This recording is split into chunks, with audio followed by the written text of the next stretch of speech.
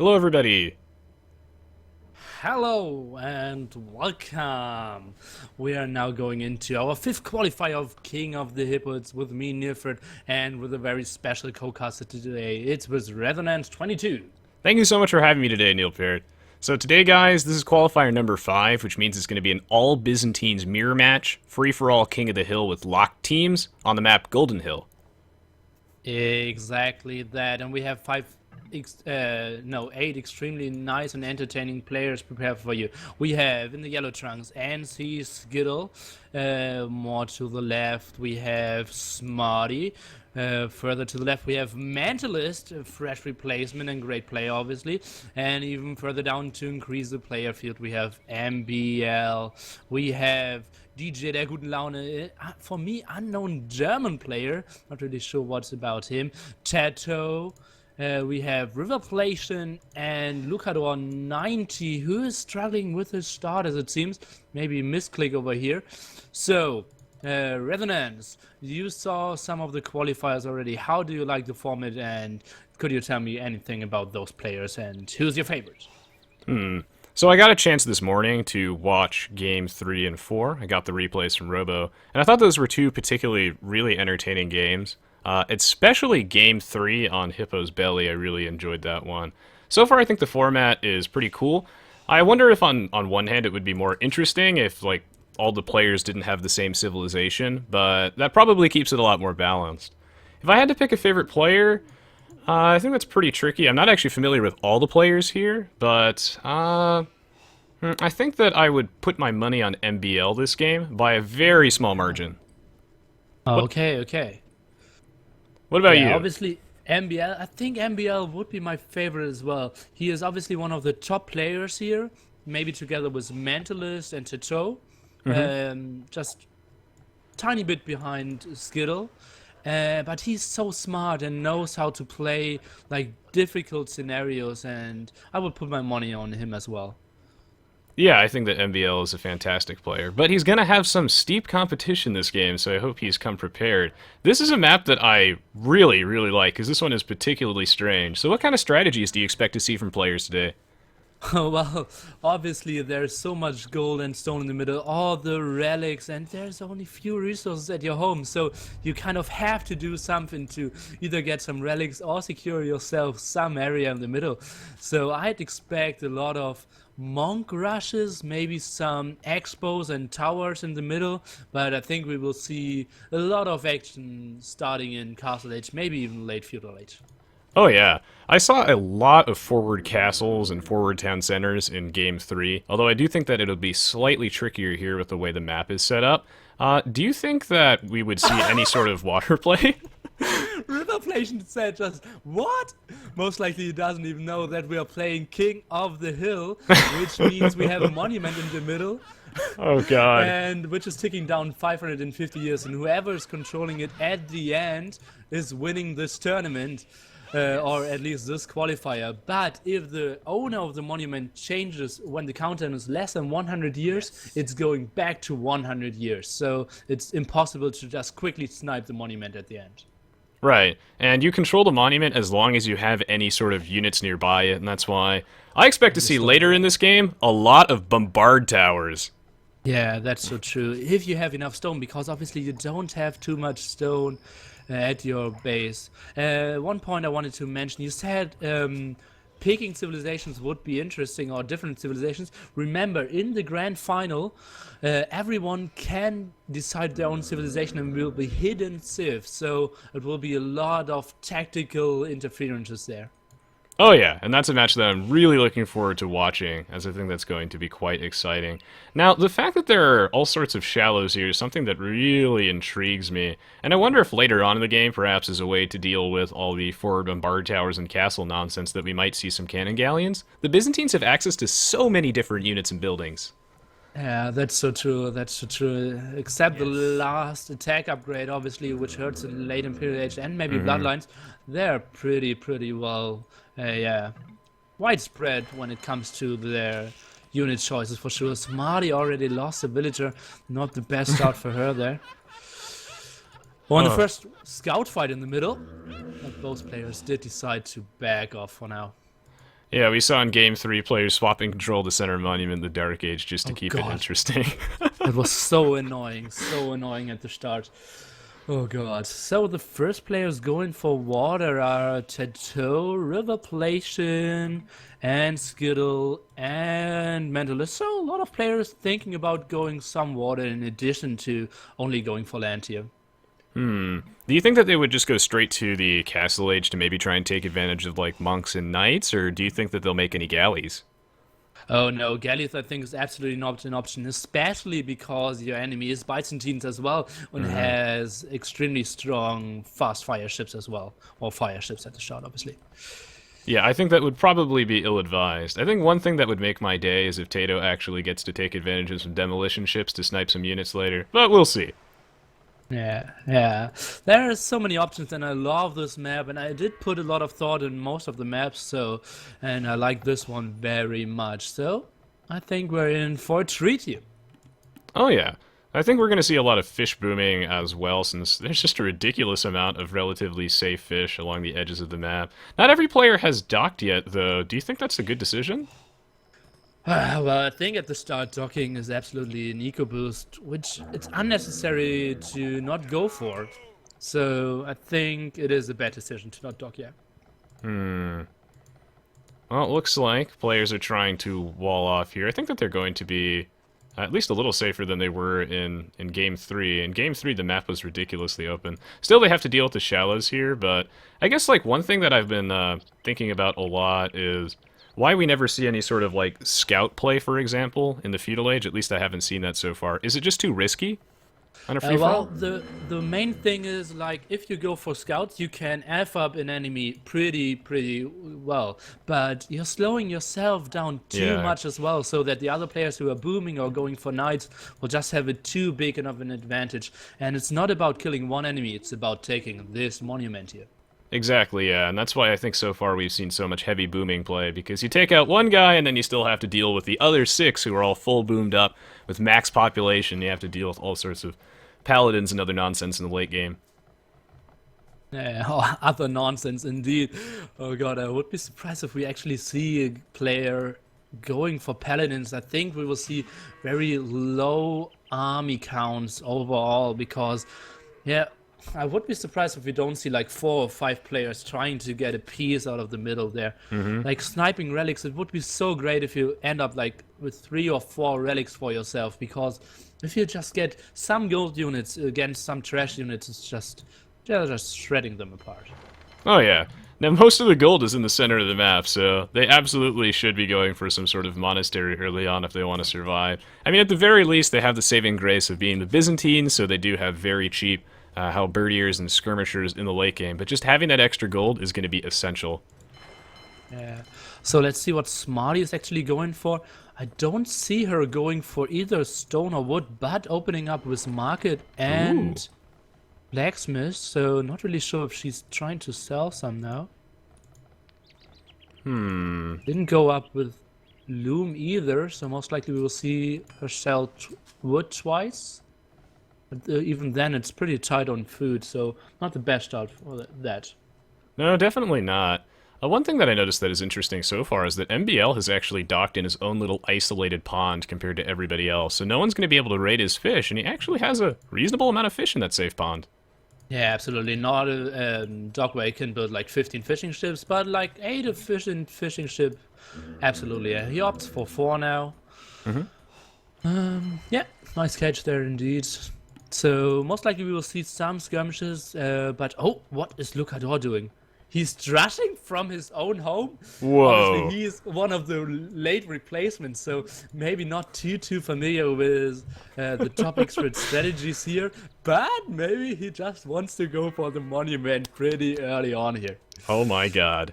I've spectated a lot of King of the Hill games, and the #1 cause of death in these games tends to be players just forgetting it's King of the Hill. But Luchador, he remembers. He's already coming out here with the map control. Indeed, indeed. Now we're sending more and more militia, and now we're sending the first villager. They're men-at-arms now. Oh god, oh god, oh god, oh god.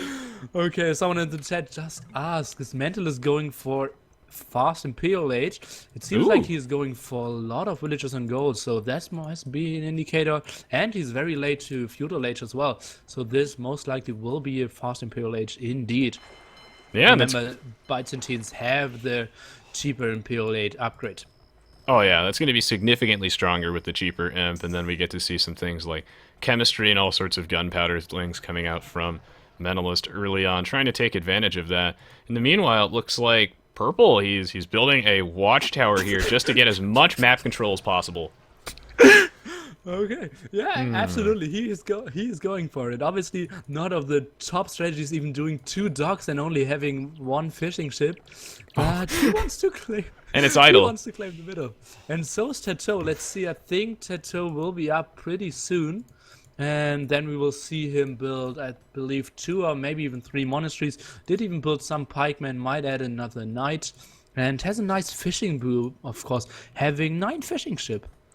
Oh yeah, I think that TaToH is expecting knights from everybody else. Of course, knights being just a very strong overall raiding unit in the Castle Age with excellent stats, very hard to deal with. So throwing in a couple of spearmen will help him secure that forward town center.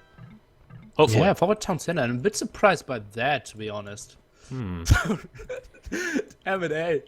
and they are laughing at us as well. So let's see. It seems like, oh, that's a full boom by Skittle here, and heavily going on stone. It feels like Smarty is booming it as well. Mentalist is going for FE. MBL is booming with 3 extra TCs. Oh wow. Riverplation is not really sure what he's going for. No extra TCs yet. Not. He only has 1 fishing ship, so he has most likely the weakest eco. Going for a second stable now. Well, and his eco's about to get a lot weaker because here comes TaToH with some fire ships. Oh, let's see. Where's that? He's on the bottom side exactly. of Orange's base. Yeah. Ah, yeah, Riverplation. Indeed, indeed. And he's still not Castle Age. So, I was sorry. I was expecting so much more like early fighting on and people trying to get to the relics, but it seems like most players agreed on playing it a bit more slow here. Yeah, I guess they're just trying to take full advantage of the fact that this map is at least somewhat wallable, and you know they're able to fish boom relatively safely, perhaps harass some people with fire ships. In the meantime, yeah, there's actually only 2 players in the middle of the map, and Luchador is working on walling that as fast as he can. Yeah, so not a single unit really died then. Now MBL is going after 3 extra TCs and a very, very quick boom. He's already up at 42 villagers. If you compare that to Mentalist or maybe Smarty's 22 only, that's pretty nice boom there. Now adding another TC, so he's up to 5 TCs pretty soon. Wow. God, that's quick. That's a strong boom. But speaking of quick, Mentalist just clicked up to the Imperial Age, so he's working on that right now. And in a few minutes, he's going to unleash hell with some of that chemistry. Oh yeah, absolutely. With that chemistry indeed. And sending a lot of villagers here. It's 9 villagers to the top. And he already could face like towers, monks, archers, knights, actually everything. But he's running into nothing. And he did scout it even, so he must feel pretty safe. He has actually enough stone in the bank that he could build a forward castle if he wants, and right now he's going to start with a barracks. Yeah, he's got 840 stone. Just a great fish boom means that he only has to put 2 extra villagers on food there, and the rest can be on stone, gold, wood, now getting the wood upgrade even. So that his eco is so great. Yeah, wow, this is... Luchador killing the first knight with his 2 M&A. Good job over there. It's working out, and if people want to get that 1 relic at the base of that watchtower, they're going to have to take some arrow shots. The men-at-arms, will they claim a scout kill? No, not quite. No, but the scout did claim an M&A kill. Oh my goodness. Well, here comes the forward archer ranges from Mentalist, of course, because he's trying to reduce the amount of walking time. And here he is, finally grabbing some of those relics, and he's also scouting around with a fire ship looking for any vulnerable fishing ships. Yeah, and some protection as well. I think just building a monastery there is a great choice. Because obviously the monk can easily drop off relics now pretty damn fast. Oh yeah. He just has to be, of course, a little bit concerned if he loses some map control, then he'll lose all those relics. But then again, in that case, he'll probably end up losing the game if that happens. Oh, here comes some forward castles. Okay, I'm a bit surprised that that's pretty early. Like, you will never hold that castle to the end of the game. Especially with those purple stone walls right there. Those stone miners are in for some trouble soon. But here comes the knights. Does Mentalist have enough monks to deal with this? Because one of them's holding a relic. He's going to drop it. He can easily, he's dropping them and now can convert 2 knights easily and then he can finish. But still 2 villagers went down there, maybe a 3rd one even, no. But a monk might lose his life there. Yep. Yeah, that monkey is going to go down, but he will get that castle up, and now Purple's dreams of map control slowly crumbling as that scout doing some raiding. These stone walls, unfortunately, not going to accomplish too much. Yeah, but he's getting on to Castle Age now as well. Sadly, he invested all his stone into securing the middle, so he now has to go mining stone to build more town centers, but then he can start the boom as well. Well, right now, Purple still technically has control of the center monument, but Green would be able to swap it over to himself soon. He's putting down a bunch of town centers, and I guess now we're going to reach that point in the game where players are going to try and extract as much resources from the middle as possible and hold as much land as they can. Yeah, by the way, in the meantime, we didn't show him very much, but Skittle already at 100 villagers at minute 25:30, and he will be clicking up in PLH any second now, finishing the buildings, and yeah, then he will most likely build a lot of trash and some ramps and will try to reclaim the middle, and then, as you said, the relics are pretty exposed for Mentalist here. Yeah, he's going to have to worry about some trebuchets, which are inevitably going to be coming his way, but every player in the game is going to have to deal with that soon. Purple putting down a town center in the middle. Orange is getting attacked by a few knights, and right now he's relatively isolated with actually... He doesn't have any units in the middle of the map, but neither does Smarty. Yeah, Smarty more of the chillin' type for now. More caring about securing herself. But Riverplation, I'm a bit surprised that he's playing so passively, only having 3 TCs, not even the buildings for clicking up in PLH, and now the trap war starts. Let's see how MBL and Mentalist are doing here. Well, it looks like Mentalist will be able to get the first few shots of this trebuchet, which is important, and now he's going to be slowly draining MBL stone, as MBL has to repair that with a bunch of his own villagers. In the meanwhile, Mentalist, of course, also has the advantage in military population right now, and it's going to be up to MBL. How close is he to the Imperial Age? Very close. Yeah, but he's getting raided at home, but nice walls there, defending against attack from Grey here. And scares Grey away, so good job there. And remember, Byzantines have the strongest castle in this game, so repairing is a bit easier, and you can easily repair against 2 traps. Against 3, it will get tough.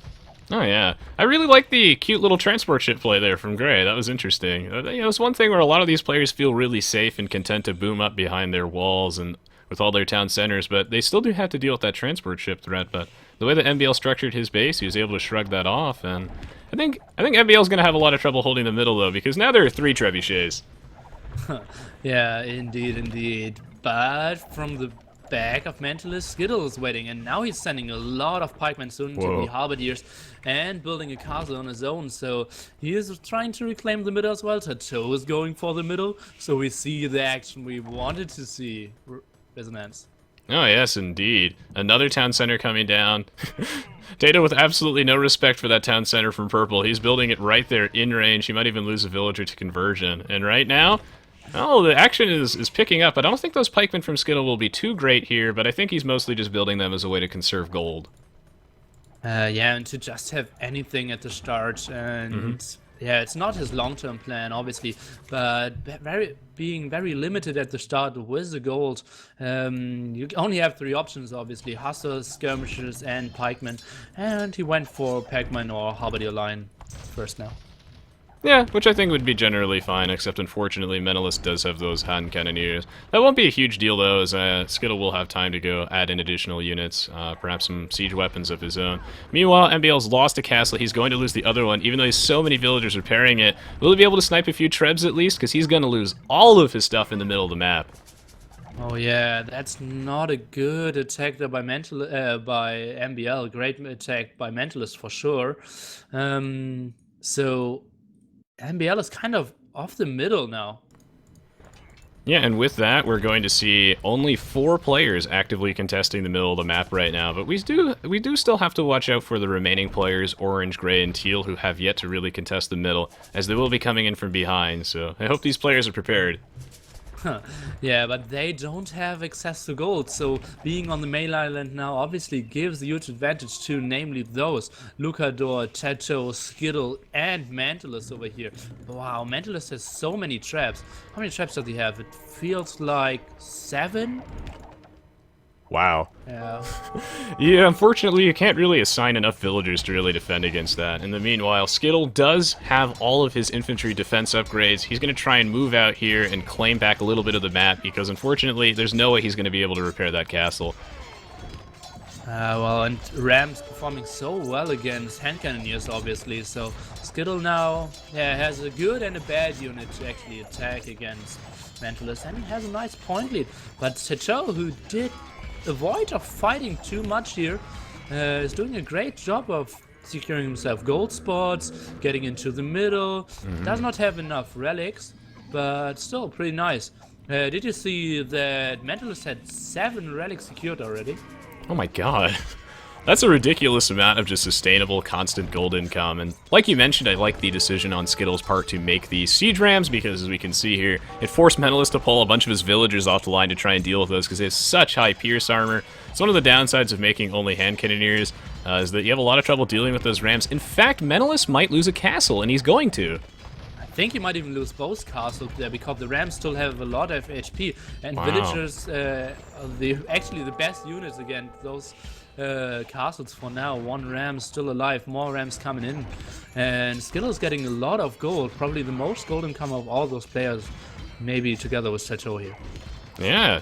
And this castle, will he be able to barely hold it? He has so many villagers trying to take down those siege rams. This is going to be really close, but I think he might hold it, but he's going to lose some monasteries. That's 2 relics down temporarily.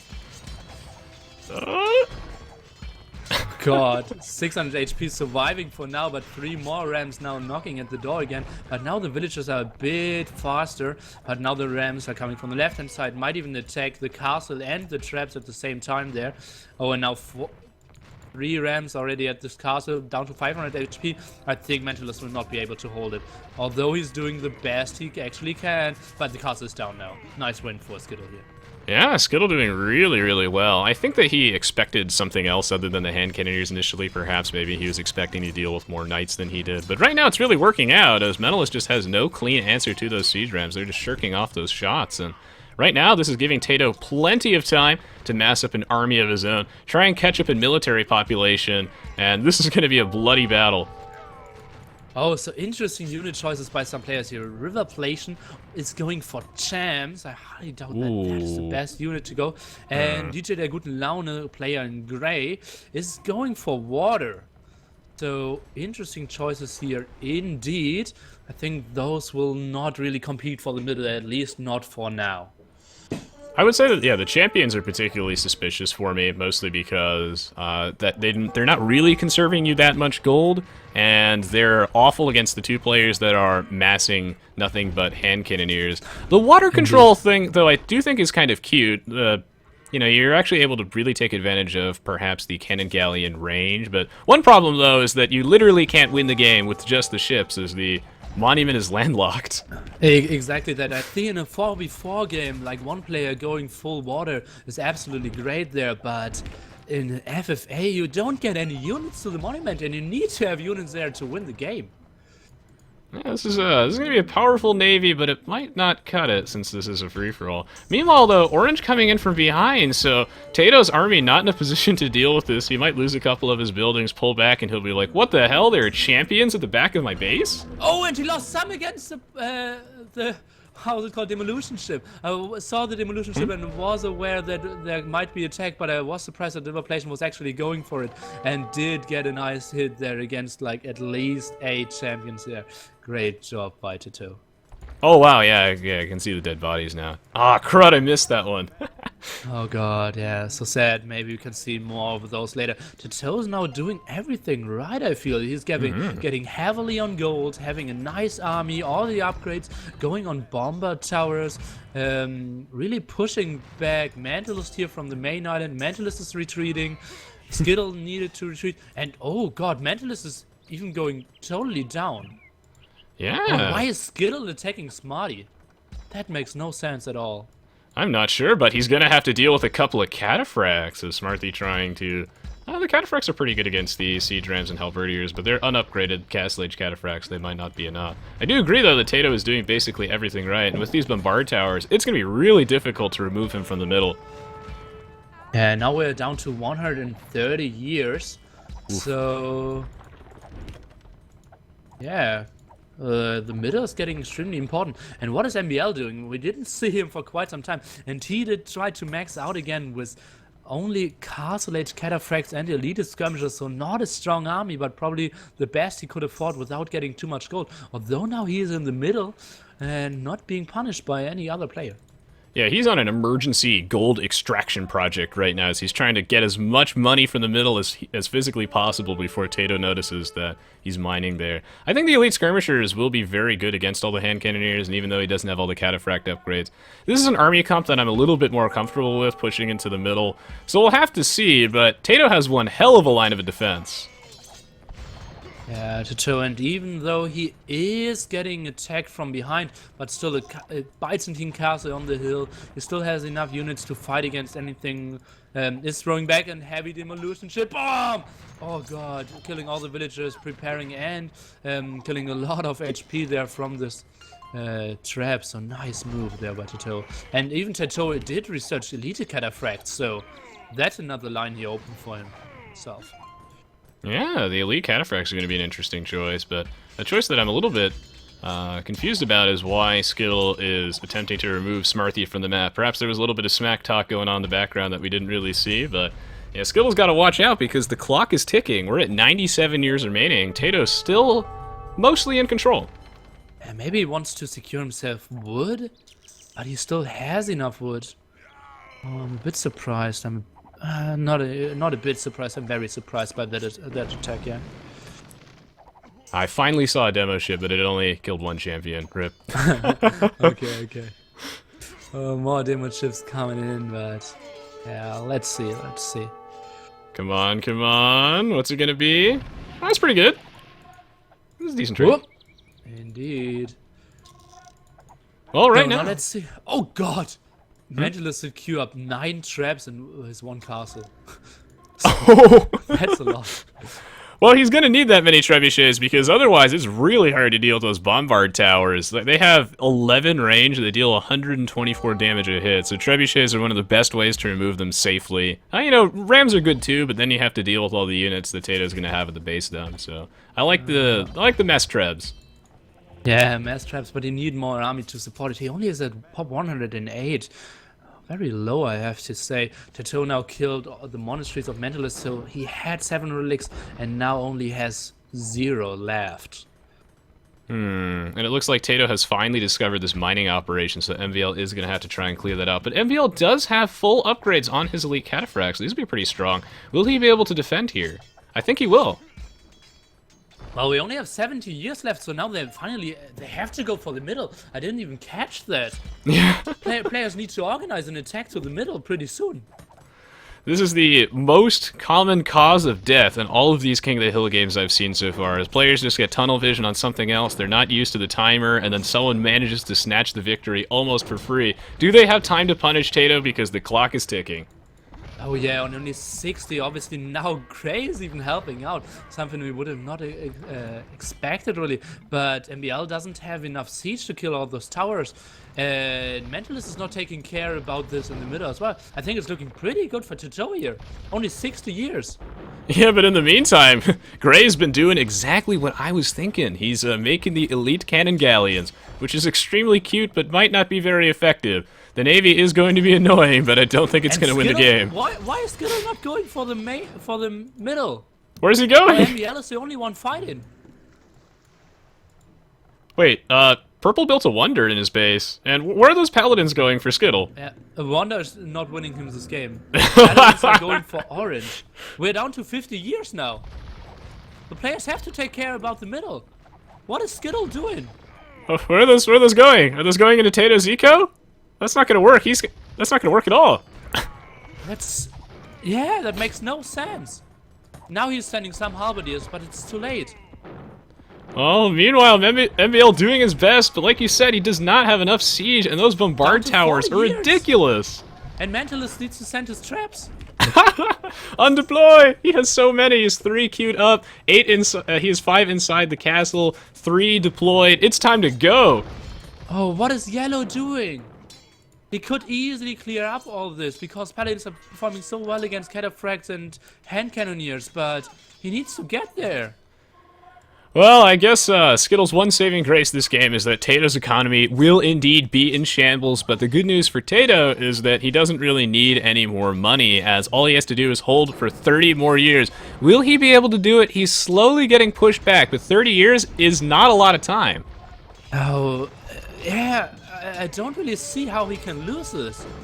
Now some rams are coming in. MBL has a nice army there, but TaToH is still at, let me just see, pop 160, and that's 70 military. So he can still fight quite some time. We're down to 25 years. Mentalist needs to push more here.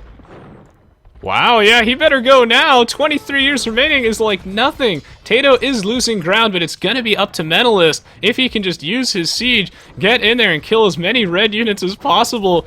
Oh god, this is so close. MBL shouldn't retreat. He needs to push in more, or they will lose a game. TaToH might win this one here. We're down to 18 years, and he still has endless amount of units. Now sending all his villagers in there like you need to do. Riverplation is sending 7 skirms. That will do nothing. We are down to 15 years. And now Mentalist and MBL are fighting each other, but that's not what they need to do. Now Skittle is sending something. Let's see, now Skittle is sending from the south, but he needs to send it in. It's only 11 years. Skittle, don't run around. You need to attack now. Skittle coming in way too late. Where is the heroic music when you need it? Luchador just completely gave up on the middle. He's like, fuck this, I'm raiding that wood line, going straight for Skittle's lumberjack. 7 years remaining. TaToH so very close to winning this game. All he needs is units around the middle, and he has them. He's going to win.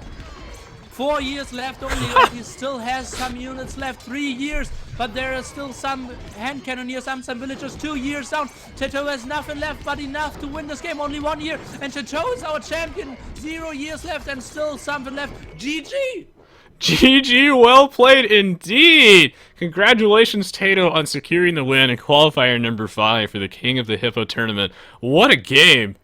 Oh god, what a game. And again, players not playing it really smart. Skittle could easily have cleared this up. MBL could have attacked a bit better if he came from the down. Mentalist had so many traps, he could easily clear up everything. Even Purple finally came, but just a little too late.